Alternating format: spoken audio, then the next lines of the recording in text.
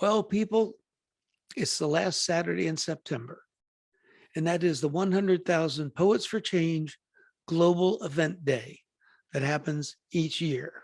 And what you've got here is Bennington's contribution to that event. It's a benefit performance for Community Asylum Seekers Project. They're here in Vermont, headquarters in Brattleboro, and doing very good work helping refugees resettle, get their lives together, and move on here in the US. And Kate's here to tell us about their organization and their good work. Take it away. Thanks so much for having us. We're excited to be here and excited that even in Bennington, folks are hearing about our work and interested in the work. We are excited to share the virtual stage tonight with Bennington County Open Arms, which is a new group forming in Bennington County to also resettle refugees and asylum seekers. They are a nascent forming group, and we are working with them as they get off the ground. Community Asylum Seekers Project is a small nonprofit that began in 2016 when some Southern Vermonters went to volunteer at a migrant shelter on the US-Mexico border. And one of the things they learned while they were there was that people who are fleeing political violence and have a claim to asylum, political asylum in the United States, are often detained in ICE detention centers for no legal reason, right? And many, many people are detained for no reason in ICE detention centers, arguably all of them. But these particular folks with asylum claims could be released from detention if they had someone to open their home and sponsor them. And many asylum seekers have family members in the United States that they can go and live with, but for folks who don't, they can be released from detention centers if they have somebody, let's say in Vermont, who can open their homes. And so this was an easy way, relatively easy way for people to step up and do what they could in this situation. And so the founder of our organization, whose name is Steve Crofter, who is now retired, basically went door to door in his town in Bellows Falls and asked neighbors to come together and form a volunteer organization. So they formed essentially around a kitchen table. 5 years later, we have now welcomed 20 people who have been resettled in Vermont, who are seeking asylum in this country. These 20 people have come to us from Central America, Mexico, the Caribbean, and West Africa. All of them are fleeing political violence, gender-based violence, anti-LGBTQ violence, and gang violence committed by gangs that years ago were exported from the United States. Many of them are fleeing violence that was stoked by our own military policies. So in many ways, this isn't charity so much as it is solidarity and reparations with folks who need a safe place to be. The people that we serve are offered legal aid. We connect them with pro bono immigration attorneys, housing. People open their homes, extra bedrooms, mother-in-law apartments, Airbnbs to people. Eventually move into their own apartments when they start working. We provide job training and job placement, connections to language learning, social support, school enrollment for kids. It's rich and fulfilling work. We do it with the support of about 200 volunteers without whom we could never do this work. And recently we've started collaborating with an organization called the Ethiopian Community Development Council in Brattleboro, which is now going to be focusing on resettling people coming from Afghanistan and then eventually refugees from around the world. Refugees and asylum seekers are similar in that they are all fleeing political violence and need a place to live. They are different in that asylum seekers ask for asylum from within this country and refugees are granted asylum before entering this country.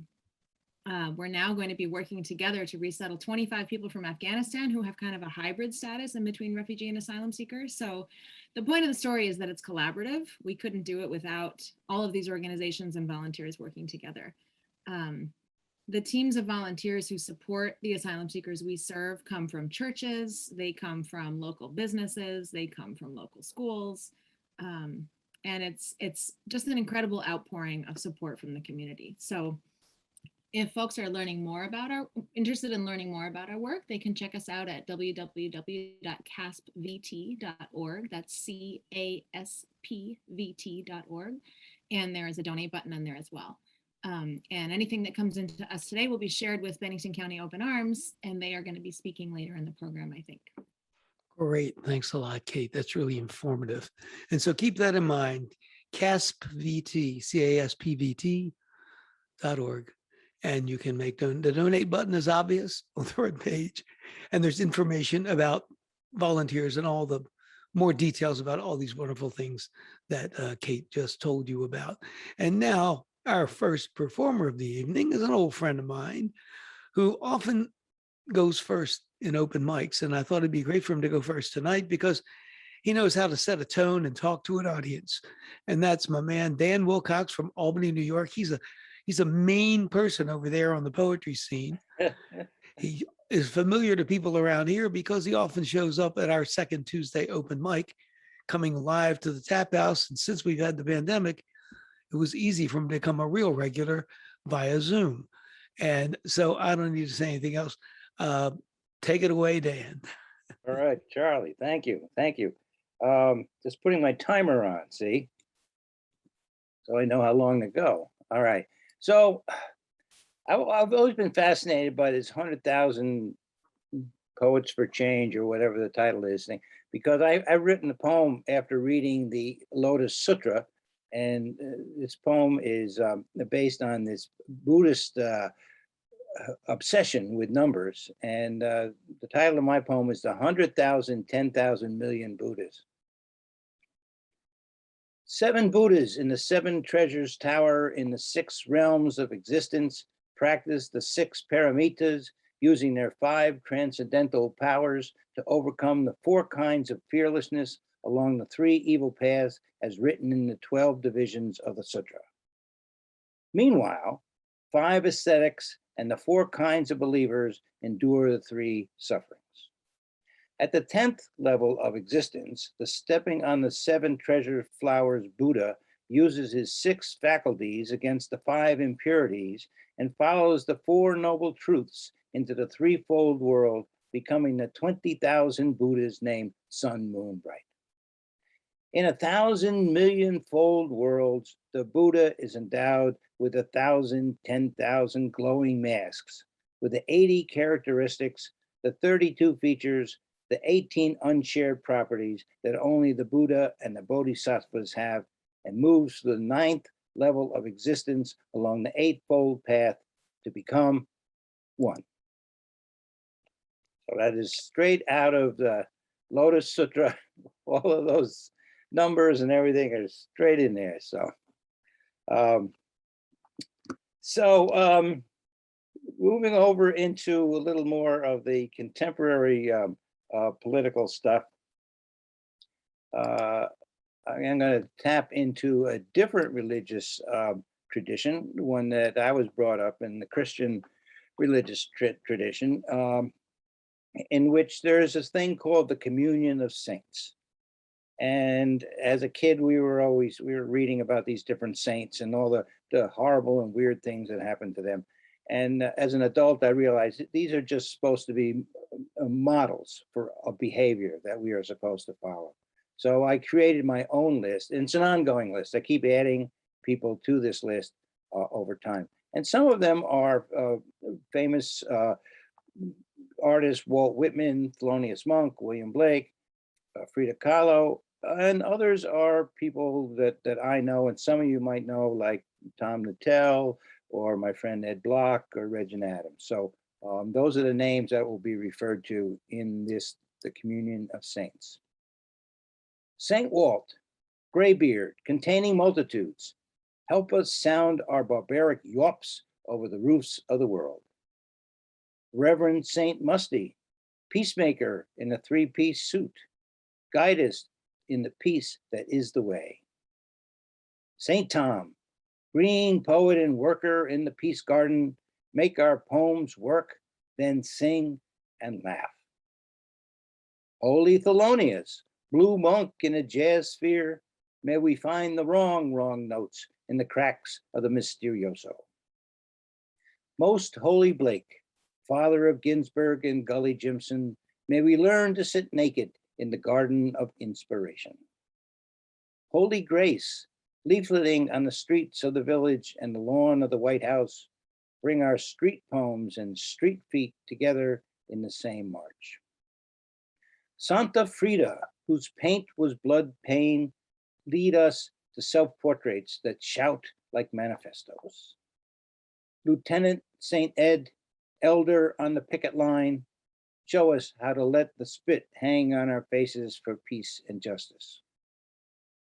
St. Regin, patron saint of the pine bush, lead us into the streets wearing Black Lives Matter sweatshirts. Elder Sue Clark, supreme leafleter, spreading messages of peace, one passerby at a time. May we keep handing out these poems of peace. So I could probably spend a half hour describing each of these people in there, or even the ones that you wouldn't know.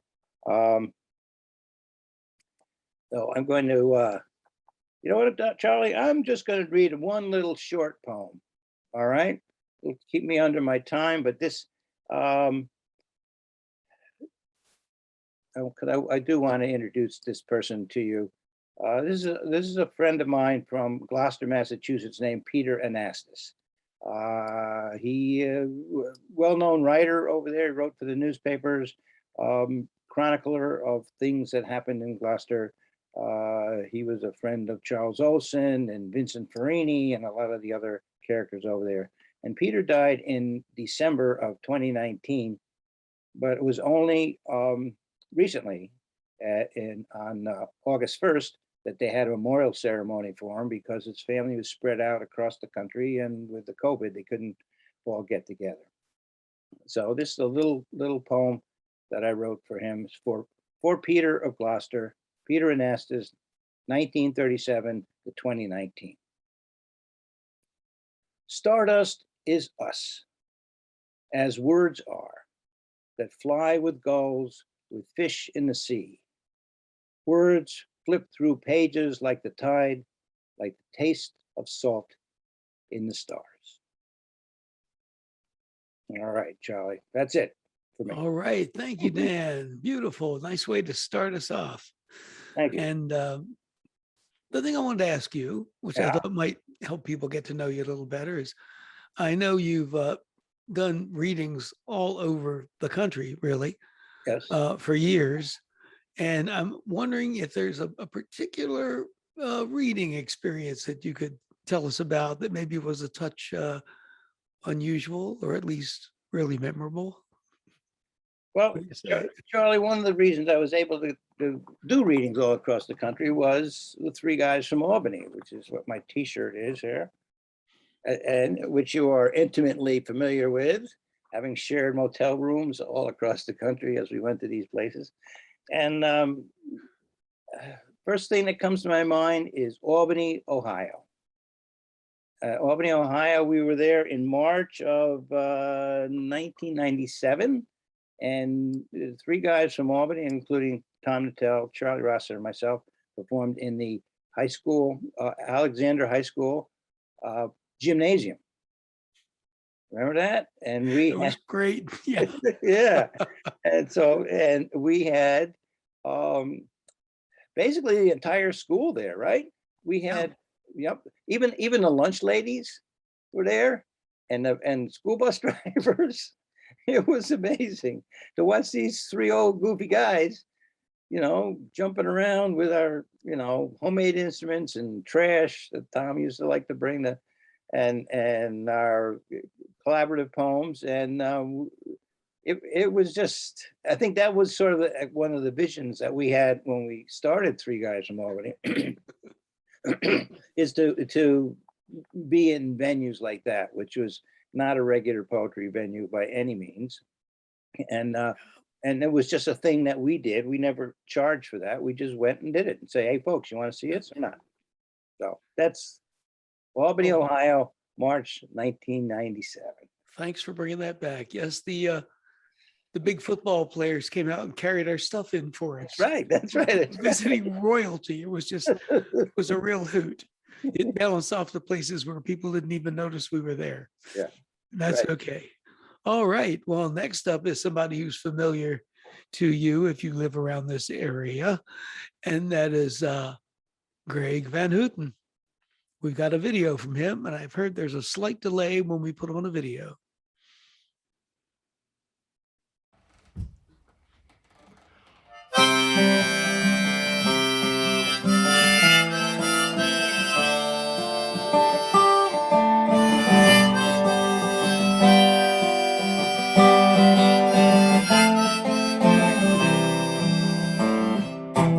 I bet you people didn't know that we were still in Kosovo, unless your buddy had to go. Oh, those wars last awfully long. I'll tell you, it was news to me. I thought we set those people free. Came back home in 2 or 3. But it looks like I was wrong. I remember it was genocide, not how many people died. And if we'd ever stem the tide, well, we knew we had to go.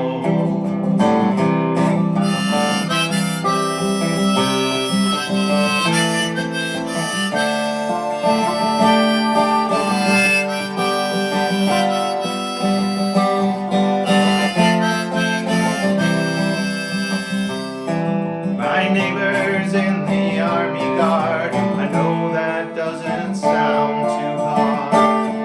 Some weekends at the practice yard, and you make a little dough.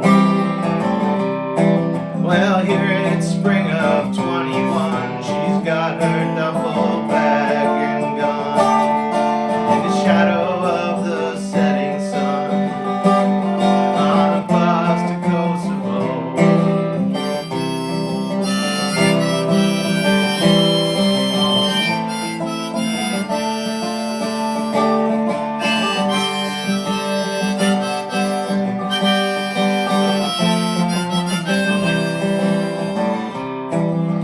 It doesn't matter what I think, it doesn't matter what I know. You always reap just what you sow. So peace in Kosovo.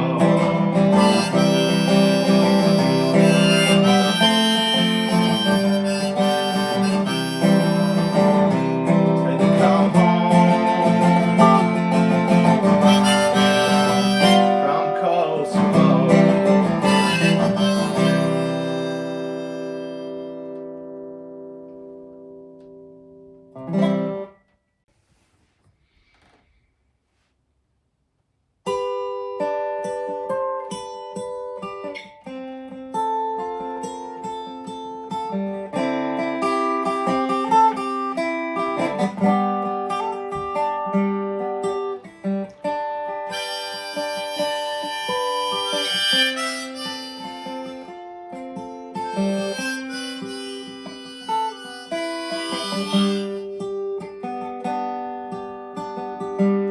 Say you all just crawl halfway around the world just to save your boy and your little girl. You've only the clothes you wear, some old photographs, crumpled up PhD, and your memories. So what do you want from us? A chance for a better day. It may look easy here, but it's not that way.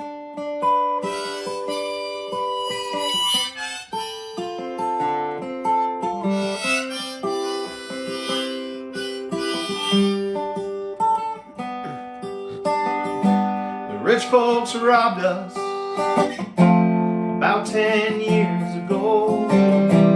Makes this freedom thing a little tough, you know.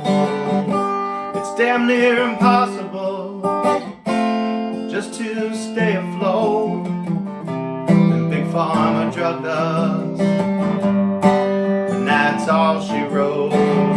Our cities are crumbling, our schools a mess. This country is broken, I must confess.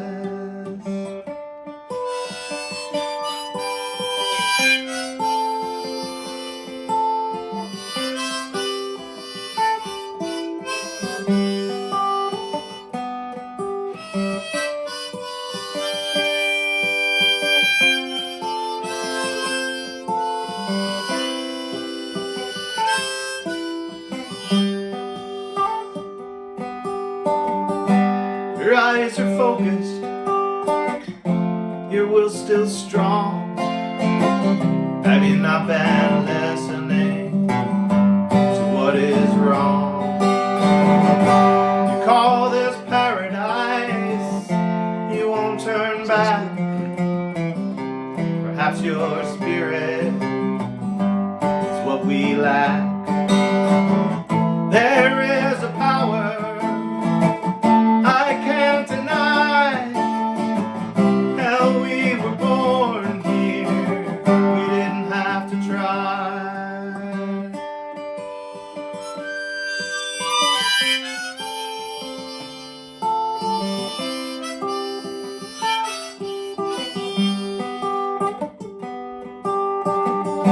You say you all just crawled halfway around the world just to save your boy and your little baby girl.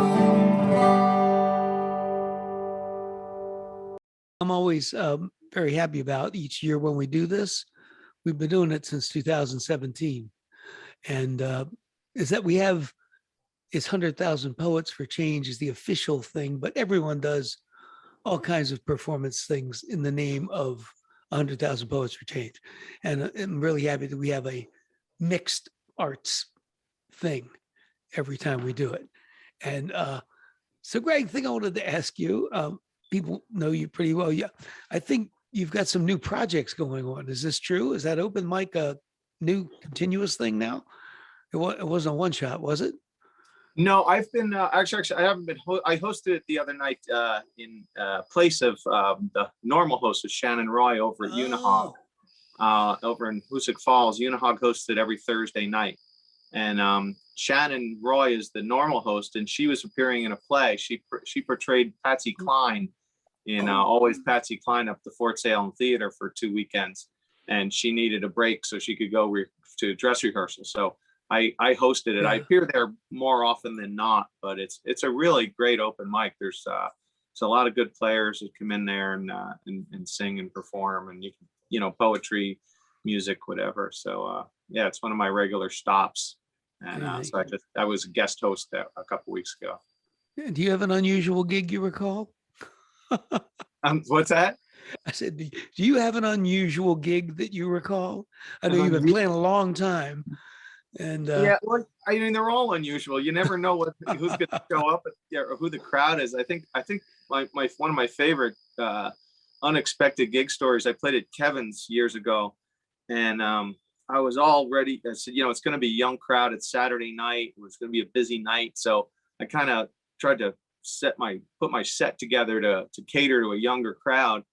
And I got in there, and sure enough, these guys in their mid-20s, or later in the evening, and they started all asking for the old stuff, for Johnny Cash and John Prine and all the stuff that I normally would play, and it kind of threw me off. But it was great because they really enjoyed a lot of the things that I wasn't expecting to enjoy. So you never know who you're going to get or what they want to hear.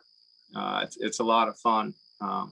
So it keeps me on my toes, Yeah, and thanks for throwing in the harp on this one too. That was nice. That was my COVID project. Is starting to play harmonica. Great. All right. I couldn't play the accompaniment, so I went harmonica. Great. Okay. Well, now next up, we're going to hear a story from Bruce Lehrman, who's speaking live. Yes. Hey, Charlie. How are you? Thanks, Greg. So someone once said that if it weren't for mothers and daughters and fathers and sons, there would be no literature. So I'm going to tell you a little story about my father and me. My father was a very complex man as I saw him. He was a skilled craftsman. He was a heavy drinker. He was a reader and a gambler and a convicted embezzler. He taught me to play 3-cushion billiards, and he was a pretty good adventurous cook. He was thoughtful and inquisitive, but he was also dismissive and abrupt. He had a wicked gift for humor and repartee and a devastating right jab, which I only saw him use once. He was a terrible, abusive father to my older brothers, but a much better one to me. And as a father myself, I tried to emulate my father in the way he was to me, and I tried to avoid being the father he was to my brothers. He had a gift for the seemingly casual but deeply perceptive remark, and he could penetrate my deepest thoughts with a single sentence and sometimes with a single word. And I'll give you one example. My father had a friend named Brownie, and Brownie had lost both legs at the knee in a train yard accident. And he got around town on a furniture dolly. My father never met or passed Brownie without a greeting and a kind word. And one day when I was walking with him, we passed Brownie on the sidewalk, and my father made his greetings. And as we walked on out of Brownie's hearing, and without looking at me, he said, "I wept because I had no shoes," and trailed off, because he knew that I knew the rest of that Persian proverb, until I met a man who had no feet. Another example, I'll tell you about how well he knew me and how well he could use his gifts of perception.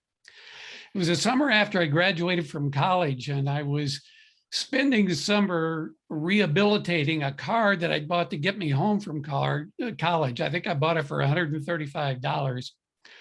And I was working during the day, clerking at the same store that I had worked at all through high school and college for extra money. And all the rest of my time when I wasn't in the store, I was either working on that car or racing it in amateur club events. In other words, that summer was a complete waste of time. One day in August, I was working on the car, I was under it, and my father came out of the house and he stood by the car and I could see his feet. And there was a long, heavy silence, and I stayed under the car. And then finally he asked the question, "What are you going to do?" How well he knew me. I scrambled out from under the car and headed for the house. I burst into tears and said, "I don't know." And I went to my room and I went to bed and I slept for about 15 hours. And the next day I got up and I went to get breakfast into the kitchen with my parents and into a very tense silence. And then I calmly made my announcement. Today I would make an appointment, and tomorrow I would go visit the campus to see if I could get into graduate school. Now, at that moment, I think for about the first time in about 3 months, my parents stopped holding their breath and air came into the room. And what I've only appreciated recently is what his question really showed he knew about me. It showed how much he trusted me to find the answer to his question within myself. I hope your father or mother at some time showed the same trust and understanding of you. Thank you. All right. Thank you, Bruce. Yeah. You know what I want to ask you, because storytelling's a little mysterious to me, though I write poems that are stories sometimes. But what do you do to take something when you've decided you're going to present it to people? Let's say call it a performance, like this. Yeah. You knew the story, you knew what happened, but what happens to the basic stuff when you're getting it ready for a group? You know, the hardest part for me is, I think, something that almost any artist struggles with, which is, okay, just how much of myself do I want to reveal here? What can I say that will make the connection with the people I'm going to talk to, but at the same time doesn't embarrass me or embarrass them, because it's not something that they can really grasp, and perhaps it's something that only has meaning to me, and perhaps it's something that's way too intimate for me to discuss in any reasonable sense. So a lot of the words that come out and a lot of the challenge that comes out is trying to dance along that edge of intimacy and revealing what comes to me. That I think is the best way I can say it. And I work on those words a lot to say, you know, what can I say that's on the edge? What is what I want to still reserve for myself? Mhm. Technique-wise, you add anything in or take anything out because you're going to be presenting it to a group? Oh, yes. Yeah. And like I say, it goes through a process just like you'd go through in writing a song or in writing a poem, where you say, that's not quite right. And sometimes it ends up being very different than I started out. Oh, all right. Well, thanks a lot. That was Bruce Lehrman, folks, right here in Bennington. And I should mention, I knew I wouldn't remember everything in the brief intro, but we are grateful. The Unitarian Universalist Fellowship of Bennington, of which is through the way I know Bruce, because they are a supporter of this organization from this institution, the 100K Poets locally, from the beginning, which was 2017. If we didn't have the pandemic, we would probably be at the meeting house there on School Street instead of here online. So it's just the way it worked out, but they're always supporters, as is the Bennington Area Arts Council, always supportive of this event. And of course, Cat TV. Okay, moving on, we now have Ken Ash going to give us a little bit of music via a video. I'm Ken Ash of Bennington.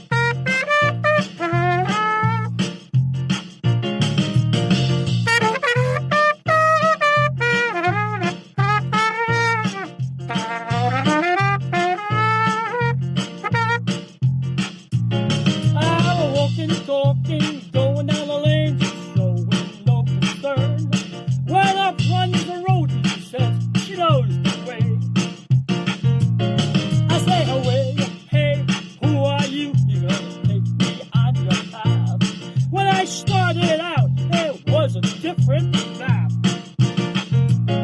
So life takes you out, life takes you in, takes you for a spin. Well, that's the way it is. So take it with a grin. I say now, life takes you out, life takes you in, takes you for a spin. Well, that's the way it is. Take life with a grin.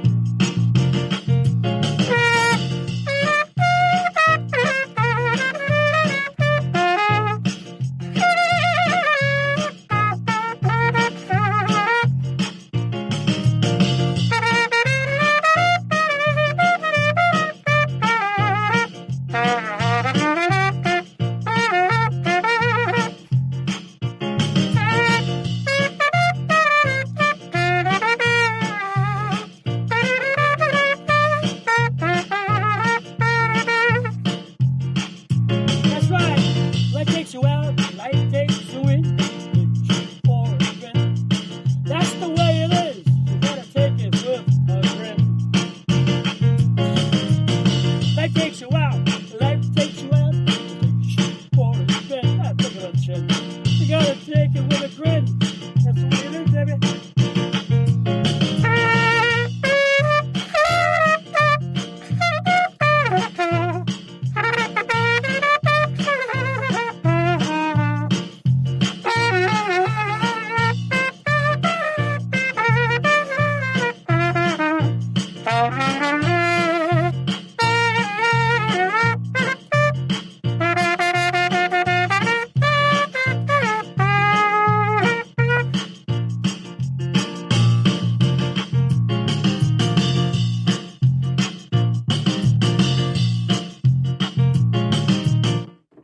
And I hope you're enjoying Bennington's contribution to 100,000 Poets for Change with a variety of talented local people. Just now you heard Ken Ash, who also regularly shows up at our open mic on the second Tuesday of the month. It's a treat, and you never know what he's going to do. So Ken, I thought what I'd like to ask you is, jazz isn't quite, I don't think, as popular as it was at other times in history, let's say. And you probably know more about it than a lot of people. So I was just wondering what you would tell somebody who thought, well, maybe I'd like to check out jazz, just generically speaking. Who should they listen to? That's a good question. There are many fine artists out there, and I always say just turn to a good jazz station that you can find and get a selective of all the artists out there. Trumpet players, singers, piano players, there's a slew of them out there. However, I mean, I know in certain parts of the country, country and western and other eclectic music, but I love them all as long as it's music. Like here in Bennington, you just heard on that's from an album, The Ride. I try to get together with whatever bands that are playing, and a lot of them are country western, and I can just play right in. And but I would say be good to your instrument and check out a lot of the art. Wynton Marsalis. The names are too endless to really say. Yeah.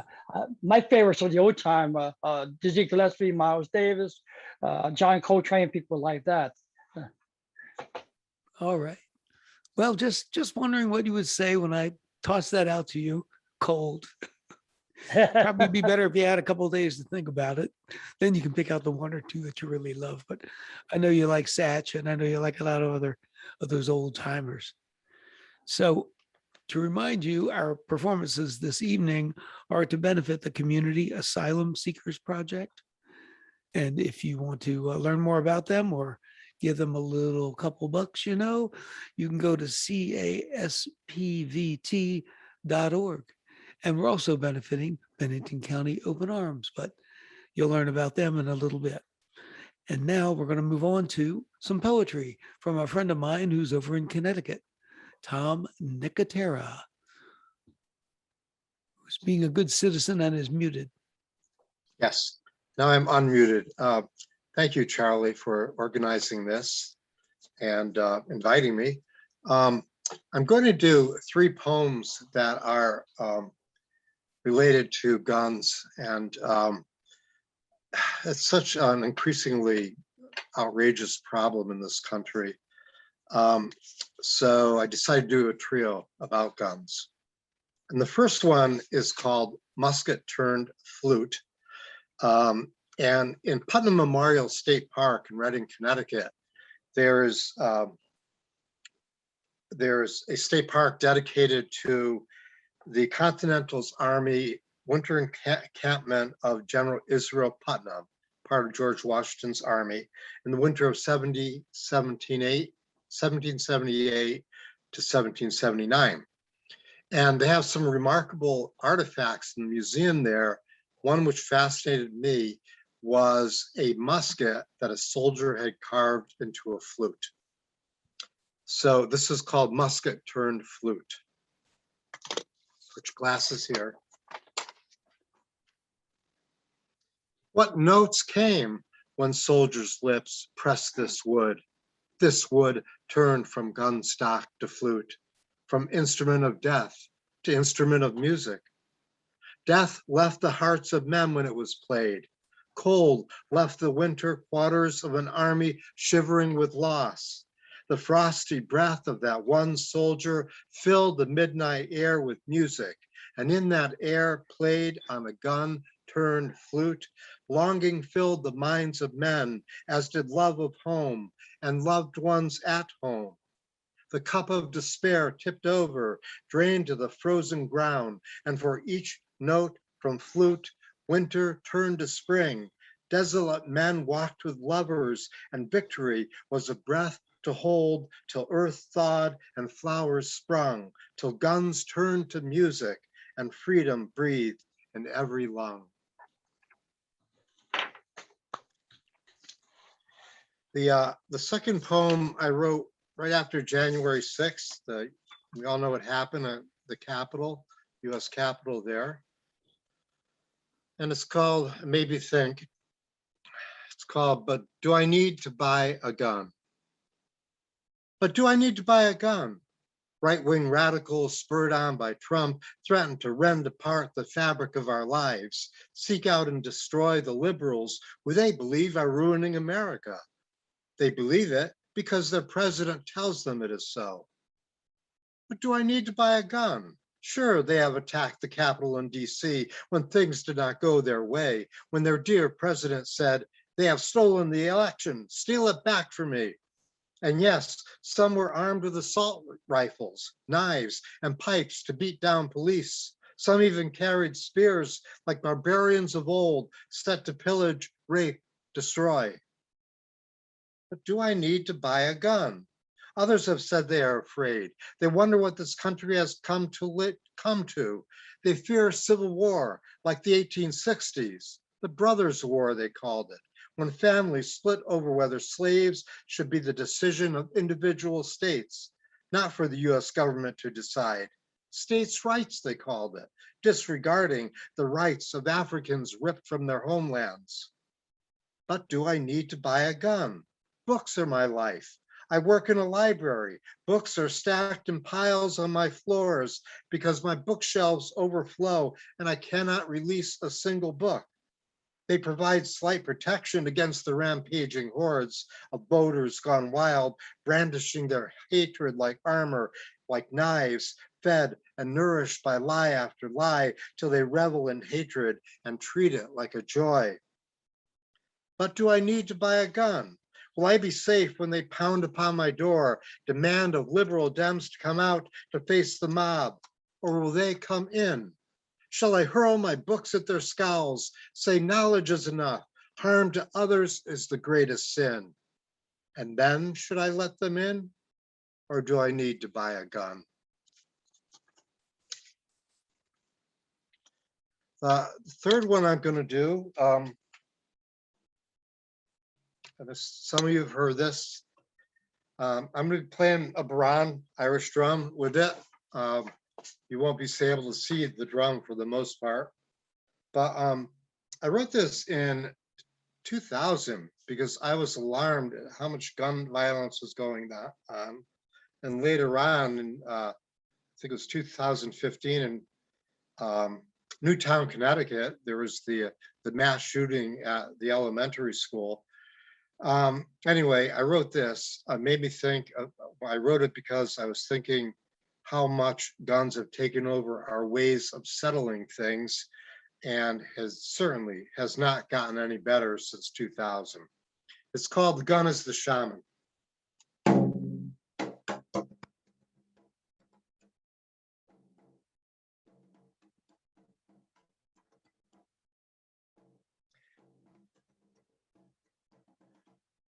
5,000 years ago, we dealt death, knives, arrows, swords, spears, or wove spells, or found shaman who knew how to wield power over death.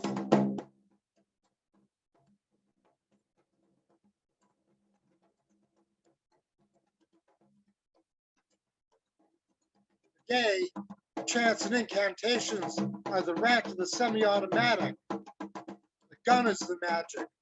The gun is the spell. The gun is the power. The gun is the magic. The gun is the spell. The gun is the power. The gun is the magic. The gun is the spell. The gun is the power.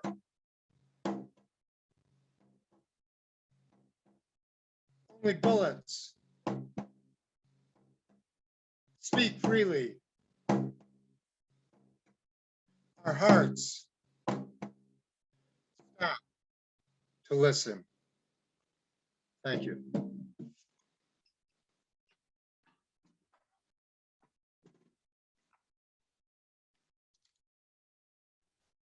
All right, Tom, thank you. And that was a little connectivity problem there. It wasn't in the system.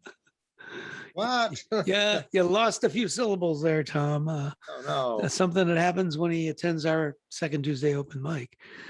Tom, I wanted to ask you this. I know you've been writing all your adult life, and I was wondering if poems come to you differently now that you're with all these many years experience of creating poems from when you earlier first started. Yeah, when I was started writing poems, I was 19. I was in college. I was a physics major. And once I started filling up my physics notebooks with poems, I switched to English. But my poems are very cerebral back then. A lot of thinking going on about them, and trying to imitate some of the people I read about. But over the years, I decided more and more to rely on personal experience to write my poems and observation of things around me, people around me. I hike a lot, nature. So I just almost totally write from experience now. Also try to bring in elements. I believe poetry should be an oral art. And I try to write so that I believe it sounds well, even though there's sometimes a disconnection in terms of technology. And I also started augmenting some of my poems with the Baran, which I learned just so I could accompany myself on poetry with it, and also harmonica sometimes, and story poems too. I've taken to writing a lot of. So that's it. All right. Well, thanks for sharing that. That's always interesting to know. And now we're going to hear from Ananda Rupa telling us about Bennington County Open Arms, a nascent organization you're going to hear more and more about. Thank you, Charlie. Thank you for organizing this beautiful evening of music and poetry and storytelling. With all the craziness in the world, we all need a little bit of art and music to soothe our soul. And also thank you for Kate of CASP for letting us piggyback on this fundraiser. And if I may, I have Grace Winslow, a colleague from BCOA. She'd just like to say a few words. Grace? I'll say a few words, but then I'll hand it back to Ananda. I just wanted to let you know that in July, on July 1st of this year, Bennington County Open Arms was just an idea with a goal of bringing asylum seekers or refugees to Bennington County. But it seems like the moment we announce our presence and intentions, the response is almost always, can I help? Or how can I help? There is a real hunger for this work in Bennington County. The one semi-unenthusiastic response has been, but what about housing? Because we know that's an issue in Bennington. And before you know it, we had an offer of an affordable 2-bedroom apartment downtown with easy access to schools, services, and Green Mountain transportation. And now we have an offer of a second 2-bedroom apartment in the same neighborhood. This all almost feels predestined. Ananda? Thank you, Grace. And not only that, I mean, Bennington College has also offered positions ranging from maintenance to administration, as well as a faculty position, and local food cupboards, and has been offering help, as well as UCS Barnsdale. They just let us decorate that 2 apartment the other day. So if anyone else out there who's interested in helping in any ways, big or small, please get in touch with us through bcopenarms@gmail.com. Again, that's bcopenarms@gmail.com. And again, thank you, Charlie, for letting us introduce ourselves on this beautiful evening. Great. And we're glad to hear whatever we can learn about you. We figured that, we're not going to pull in $1 million tonight, but we at least give you a lot of publicity. And who knows, you might get $1 million worth of volunteers, because people, as you said, people know this is good work and want to help. They believe in what you're doing. There's no question about it. So there you are, folks. Isn't that good? It is good. And now we're going to move on to the second half of our performers. And it's going to be Jennifer Jaspers telling a story.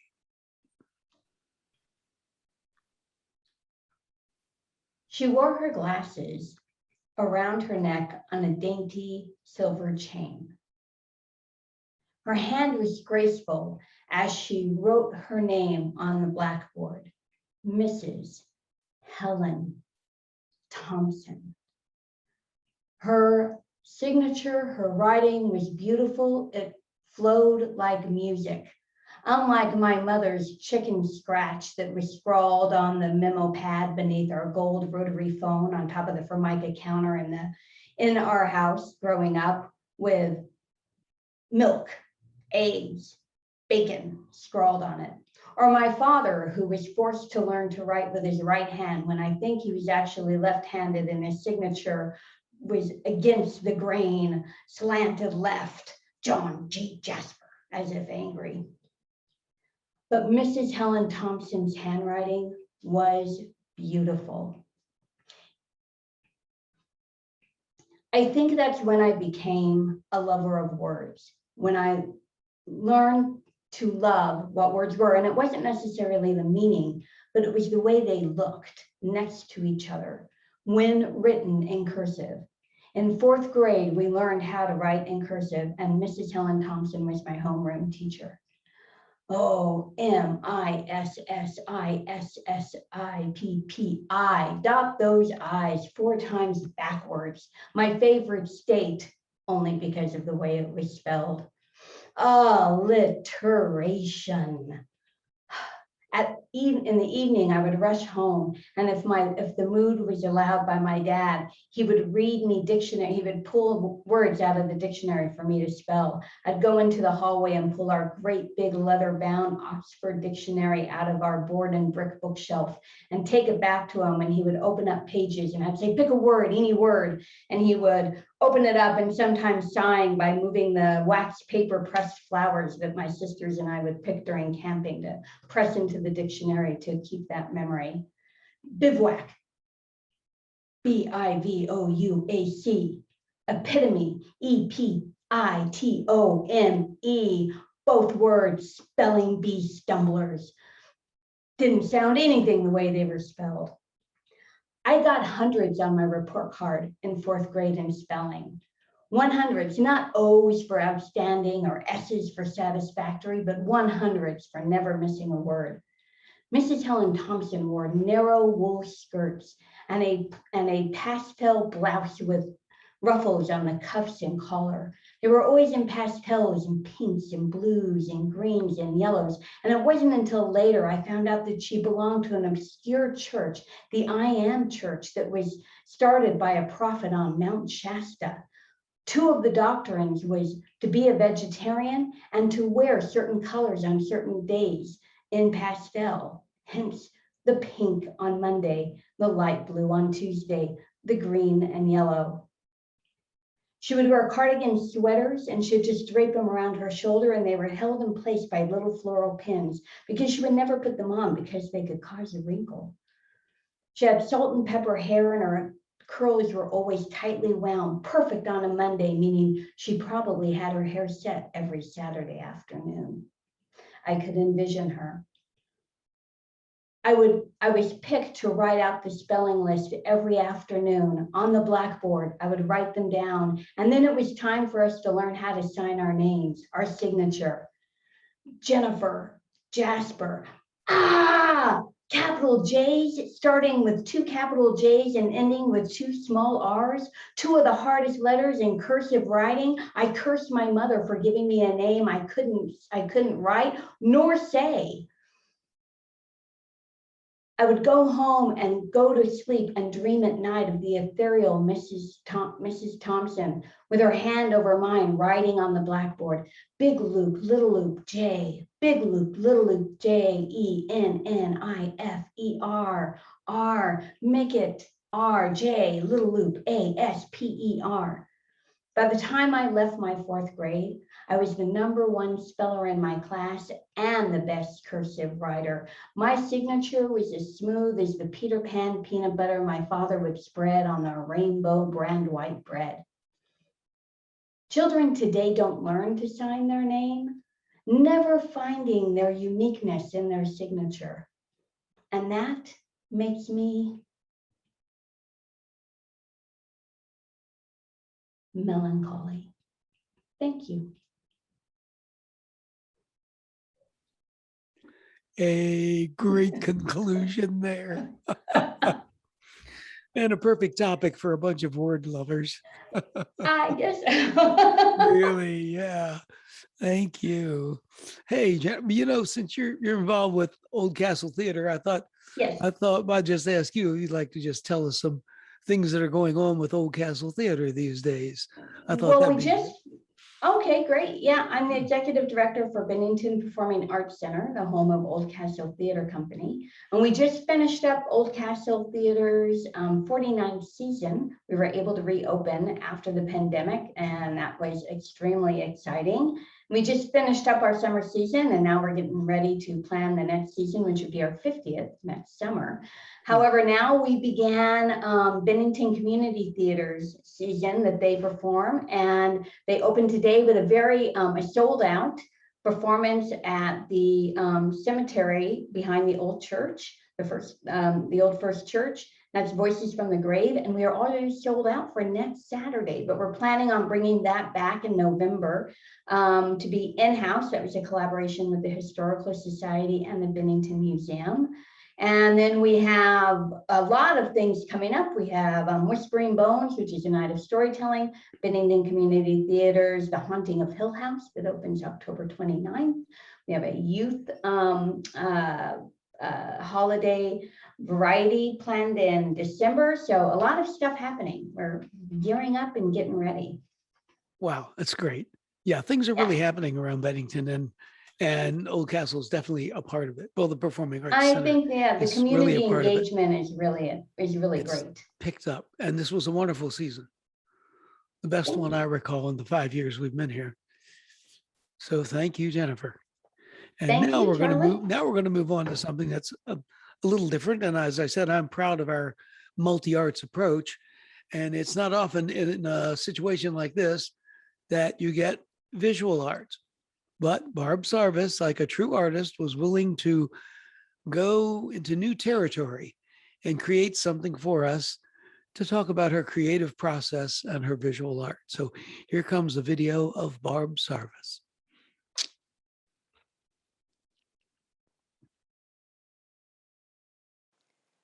In the winter of 2020, COVID-19 reintroduced me to one unfinished portrait painting and two finished paintings hanging in my studio. For several weeks, I stared at the image as on the canvas while listening to the daily news. Feelings of rage, sadness, and powerlessness overpowered me regarding immigration, systemic racism, climate change, equal rights, and a woman's right to choose. The paintings could no longer exist as a portrait, a landscape, or floral, but instead became visual stories that I had to tell as a catharsis for change. The paintings that I'm going to share and discuss with you began 20 years ago.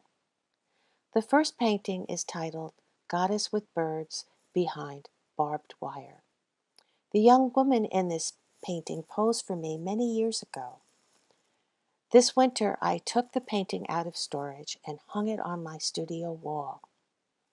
After staring at it for several weeks, the young woman in the painting became an earth goddess, a protector of all living things. I placed her and two birds behind a barbed wire fence, restricting their mobility, symbolizing the power of a few over the lives of the many. But the bluebirds on her shoulders are unrestricted and can fly, but choose to be comfortable, secure, and protected by the earth goddess. This reflects the concept of choice, which brings hope that someday the bluebirds will learn to take action and be the source of change, conquering their fears and educating the apathetic to teach equality and justice for all. The second painting is titled In the Watchtower. The original painting had a large white rose placed in the center of the canvas that floated in a peaceful blue sky. After weeks of staring, imagining, and reflecting, I transformed it by adding a male and female, back to back, in an object resembling a chalice with roots planted in an ice blue glacier. I changed the sky by adding the colors orange and yellow. The bird flying over the city landscape symbolizes freedom and flight. He rescues seeds and embryos and carries them to safety. When the painting was finished, I wrote an artist statement while listening to All Along the Watchtower, written by Bob Dylan and performed by Jimi Hendrix. In the Watchtower, back to back, in the Watchtower. With our roots in the melting glacier, we can see our homeland on fire. Mother Nature's helper with wings rescues the collected seeds and embryos and flies them to a safe place, far away from human ignorance and destruction. The third and last painting is unfinished and therefore has no title. The original depicted a large hibiscus plant in a tropical landscape. This 4-foot by 6-foot canvas is in my studio and waiting to be completed. At present, I have strong feelings of connectivity with all living creatures, the earth and universe. It is my hope that this work in process reflects that concept. Unfortunately, due to constrictions of time and space, I will not be able to recreate a Noah's Ark, but only a small piece of our beautiful mother we call Earth.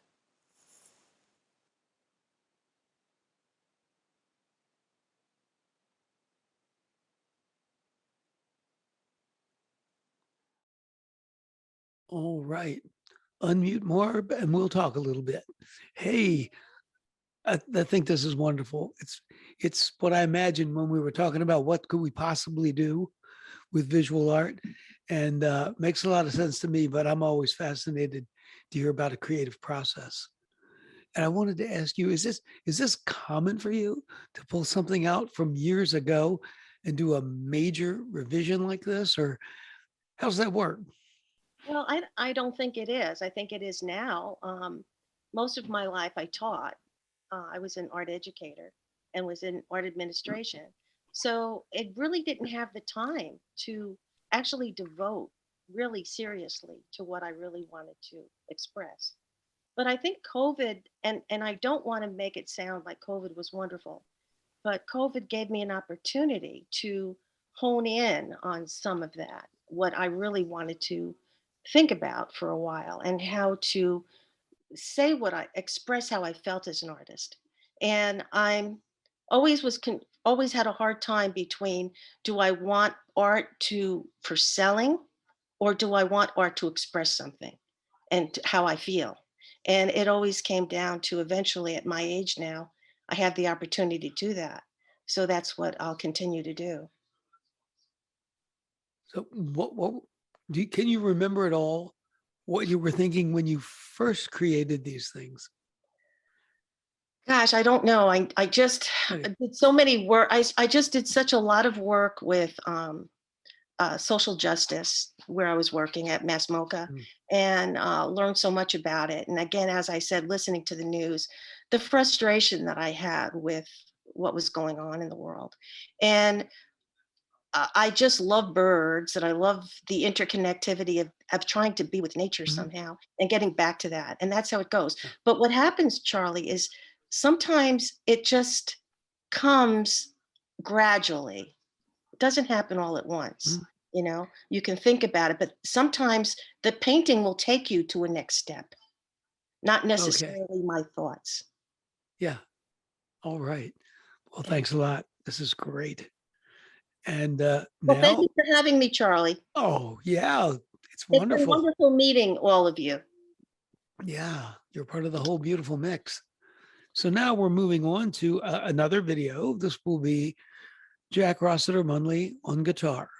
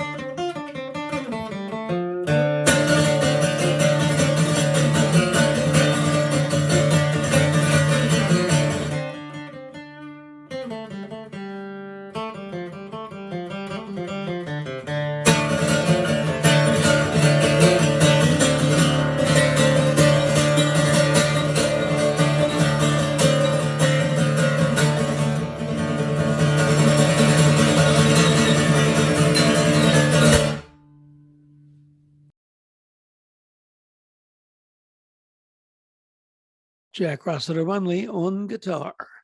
And Jack, something I wanted to ask you, since you are self-taught on the guitar, I was wondering if you can remember one, maybe or two things that really spurred your development. You're at a pretty high level of competence, but like as in the way of getting there, can you remember something that really was, whoa, you figured something out or whatever? You get what I'm asking, I think.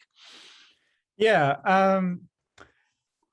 Yeah, I am self-taught. So a lot of it was just playing around and figuring things out, playing along with a lot of different artists, particularly just I would get concert DVDs, so live performances of songs, and like play along with the entire hour-and-a-half concert, which was really good for figuring out what key is this song in. I don't necessarily know. I got to figure it out as I go along. But probably there were several artists. Probably one of the most formative for me as a guitar player is the Irish guitarist Rory Gallagher, who I don't know if folks are broadly familiar with him, but now that Eric Clapton has become increasingly awful, I encourage you to check out the more interesting, more technically skilled, and incredibly less awful Irish counterpart, and Rory Gallagher. Sadly died in the early 90s. By all accounts, the only things that he really did was love music, be a nice person, and die way too young.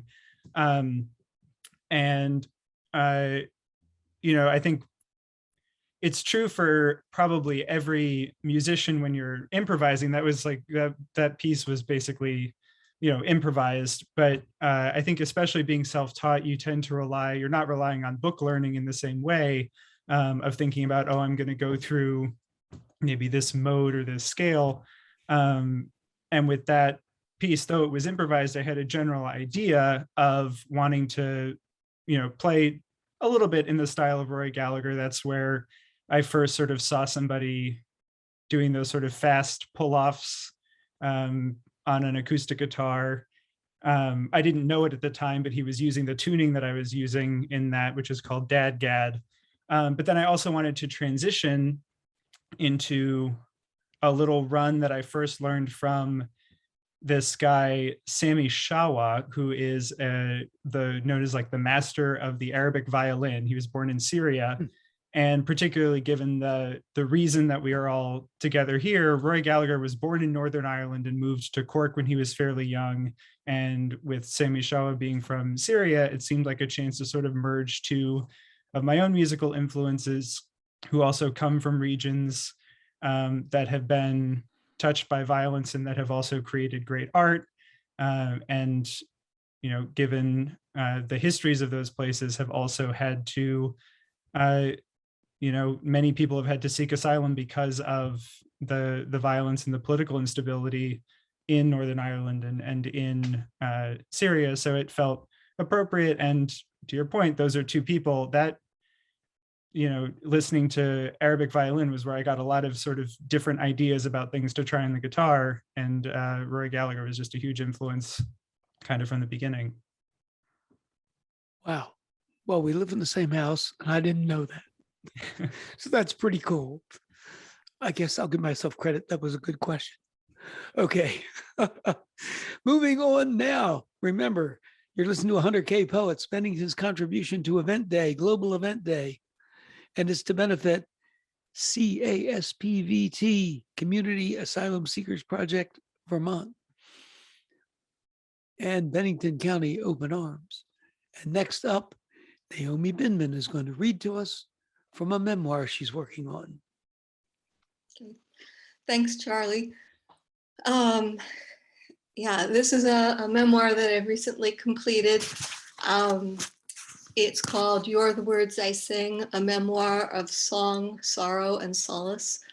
And it weaves together my journey after my daughter died at the age of 17 with my growing up and my parenting and my experience of losing my mother when I was young. So I'm going to read, and hopefully it's uplifting. I'm going to read the first page just to give some context, and then I'm going to jump to a short chapter midway through the book. Love's imprint. I am holding my daughter's body. I am holding my daughter to my body, clutching my almost grown baby in a hospital emergency room. Stark fluorescent lights swirl. I hold her close. She is tightly swaddled, only her unbruised face, puffy but recognizable, visible. I'm holding my daughter, my newborn baby, in another hospital. She is purple. Just keep massaging her, my midwife says. You did a great job, Naomi. Her shoulders were stuck, but she'll be fine. Keep massaging her. I'm holding my mother's body. Her face is purple. Her head flops on her neck. There is blood in her mouth. I see spaces where teeth should be. I hold her to me. Don't be dead, Mommy, please don't be dead, I whisper. I cannot whisper those impossible words now, cannot let in this unreality. Ellen's body shifts slightly, and for a tiny flash of a moment, a chemical chain reaction faster than thought, impossible, irrational hope surges. Then the inconceivable new reality floods back. Her body is settling. I cling more tightly. I am holding the pain. I hold it close. I embrace it. I carry it everywhere. The pain surrounds me. It holds me and flows through me. It is part of me. The pain is a reflection of love, its imprint, its negative space. Okay. The next chapter is called Lake of Shining Waters. The waves are big, and I am far from shore, paddling alone in the enormity of Lake George, where our parents brought me and my brothers camping many summers of our childhood, and where Ellen and I would later pilgrimage. One of my very early memories is being tucked in our VW bus loaded with camping gear, headed up to the Adirondacks before dawn. As we drove through the darkness, I listened to my parents discuss how memories form. They agreed that most people don't remember things before the age of 5 or 6. Instantly, I determined to remember that moment, and I remember much of that trip. The 4 of us paddling out to Noble's Island, Mom in front, Dad steering from the stern. I remember our big, musty green canvas tent and the little equally musty pup tent, the piquant air, the tartness of blueberries that grow wild on the island, and the soft, dry soil of paths beneath my bare feet. Lake George was the only time we saw Mom's hair naturally straight, pulled back with a kerchief instead of poofed and permed. She was a strong swimmer and loved to swim to Burgess, the next closest island. Dad paddled beside her in the canoe, anxious that powerboats might not see her so far out in the open water. Dad whittled smooth a branch and cut notches in each end to form a trapeze that he hung from a tree for Dave and me. We spent many hours that trip, swinging, twisting, pulling our bodies up and over, mastering moves on the trapeze. When I returned to Lake George as an adult, it was like rewinding time. What is most unchanged is the luminous, clear water. Hundreds of feet deep, a spring-fed glacial lake, the Iroquois called it, and the Atorotse, the place where the mountains close in. To the Mohicans, it was the Lake of the Shining Waters. The water has many moods. Sometimes waves crash in furious whitecaps. Other times the surface is absolutely still, reflecting the encompassing mountains like carpeted walls sliding down to the edge of the dark blue-green mirror. Snowy seagulls glide against this backdrop, soaring below the rim of the mountains. From the time Ellen was little, we went there together. We'd eat powdered donuts on the big rock jutting into the water, a tradition begun when Dave and I were young. We would build a fire and cook our meals on the coals.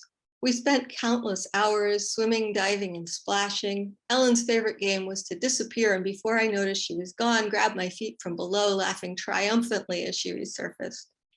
Now I paddle back through the years alone in a bright red kayak instead of our canoe. I pass Burgess, where Ellen and Amanda took turns jumping from a high rock into the emerald water, shrieking with glee. The kayak becomes a canoe. Ellen paddles in front. We sing My Paddle's Keen and Bright in a round as we slice through the water, singing in time with our strokes. The memories lap into each other. Ellen is 9. It is mid-June and the lake is an unmoving glassy black. A family of mallards swims to us. Their wake forms a perfect V rippling behind. They waddle onto the big rock. Ellen feeds them pieces of powdered donut. She names the parents Hilo and Lily. I paddle further and Ellen is 12. It is late at night and we are in our tent not sleeping because partiers at the next campsite are yelling and smashing bottles around their fire.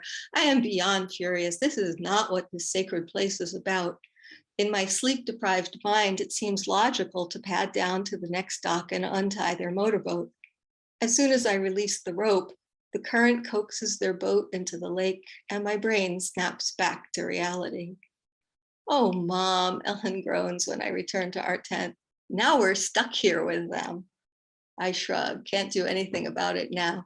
We laugh and eventually sleep. Morning finds their boat wedged into branches further down the island. The current generously changed its mind. The revelers retrieve it, apologize, and leave. Later that day, Ellen and I swim side by side all the way around the island for the first time together. This memory morphs into me swimming the same circuit as a 12-year-old beside my mom. Next summer, Mom says, you can swim across to Burgess with me. But next summer, only her ashes return. There is a blank space instead of a memory about that trip, both sets of Mom's parents hoping to spare us, come here without us to fulfill her wishes. Deprived of whatever bit of closure that might have offered, angry to be excluded, we are simply informed of their decision. Whenever I return, when the soft water holds me in its embrace, I am soothed knowing that something of her remains here. My memory shifts to Ellen as a teen. We build a fire on the big rock and snuggle together in sleeping bags, watching the stars come out. Mom joins us under the wide open sky. The stars flicker on the water's shifting surface, tiny fires that dissolve into a stream of sparkling ashes I pour from the kayak into the teal depths. I let myself drift for a long, long moment, watching them sink and swirl, refracting the light into all colors as they dance and glide in eddies to mingle perhaps with those given decades ago. Thank you. Thank you, Naomi. So glad that you are a part of this. And what I thought to ask you is you write about your personal life, of course. And I was wondering what, and some of it is tough stuff. And I'm wondering, what do you tell yourself when you're about to write the tough stuff? It is all tough stuff, and it was, I guess, more of a catharsis. Yeah.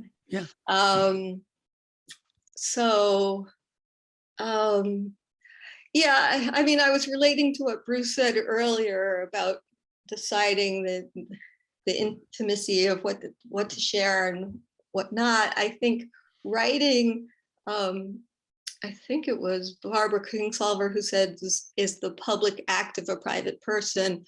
And writing is a very private activity in a way. So I'm not really necessarily thinking about the audience. I'm just thinking about what I'm writing. And then, you know, there's some imaginary audience somewhere in the future.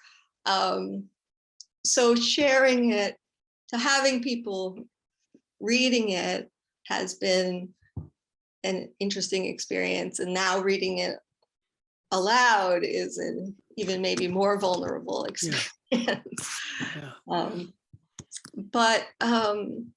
Yeah, I think to try to get back to your question, I just wrote.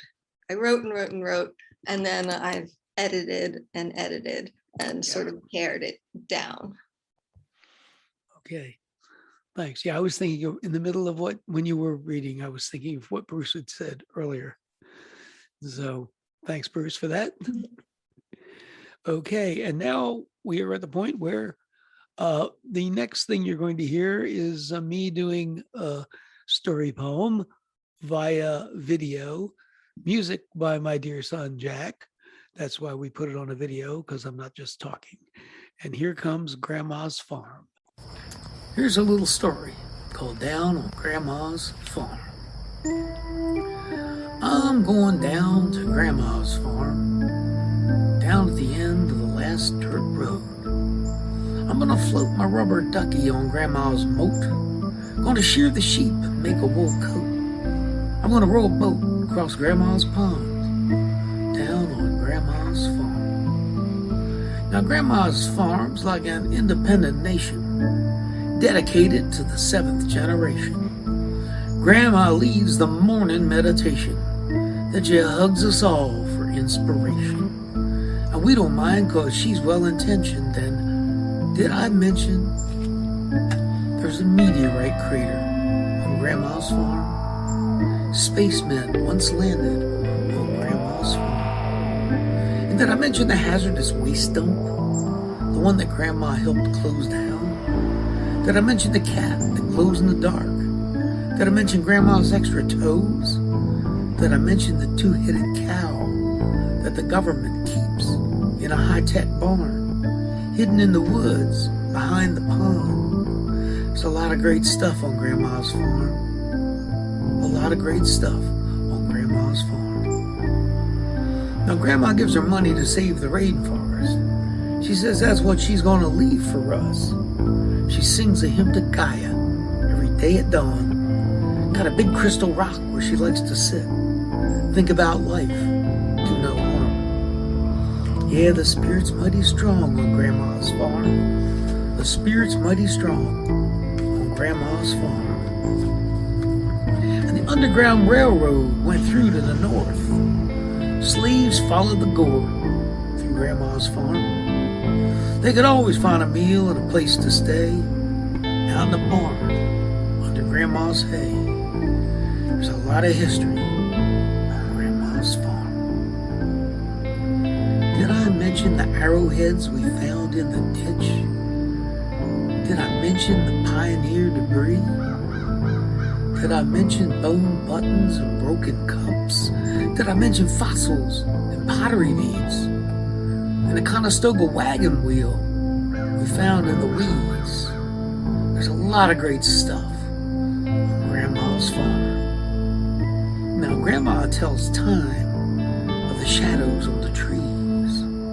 Grandma tells a season by sniffing the breeze. Grandma tells the weather by the feeling in her knees.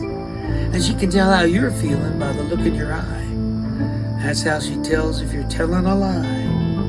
Grandma's not a witch, though some think she is. Grandma's just a natural-born, natural whiz. And did I mention the monument made of old cars? Did I mention the trampoline? Did I mention the trees in a circle in the yard? How we dance all night beneath the summertime stars? How we sing for peace, condemn all war? Did I mention Grandma's electric guitar?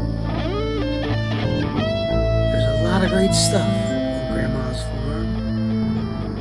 And best of all, here's Grandma on Grandma's farm.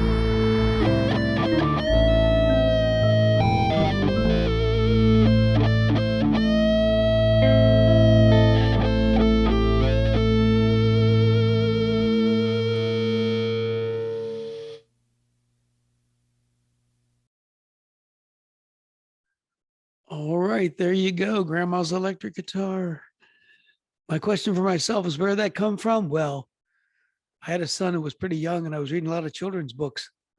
And I noticed that some children's books isn't any story. It's just like, here's what a firehouse is. Oh, there's the truck and there's the hose and there's the Dalmatian and there's the farm and there's the potbelly stove. So I thought, well, it'd be nice to write something like that and toss in things that might start a conversation or that maybe adults would like to see appear, like, you know, 7th generation and Conestoga wagon wheels, things like that, just various historic and cultural allusions. But folks, there you go. That's it. We've had 10 performances here on this 1000K Poets Global Event Day. Why don't you you guys from the two organizations, why don't you tell people how they can contact you? And then we will be out of here. Thanks everybody for being here. It's so wonderful to have such an array of talented people. I feel really lucky that I was able to just call you all and you all said yes. And here we are. And this show remains up somewhere. I believe on the Facebook page for Catamount TV or on their website, you can find old, so they have a YouTube channel. So you can find old shows. Well, this is now an old show, so you can find it. Somebody who wants to see it or see you, whatever, can find it. So Kate and Anandarupa, why don't you just say the last little words of how people can contact you for what you're doing? Well, if it takes a village to raise a child, it will take several villages to welcome Afghan refugees to our area. So please volunteer by contacting us at bcopenarms@gmail.com. Thank you, Charlie. bcopenarms@gmail.com. bcopenarms@gmail.com. Kate. Thanks, Ananda, and thanks, Charlie. This is such a fun event. Yeah, similarly, we are working to welcome Afghans out in the Brattleboro area too. So any interested parties who are further east can look us up at caspvt.org. That's CASP, Community Asylum Seekers Project, VT.org. We're also on Facebook, or they can email info@caspvt.org. And we'll happily walk people through the process. There's varying levels of how to volunteer and support newcomers. So thanks so much. All right, thank you. And we are out of here.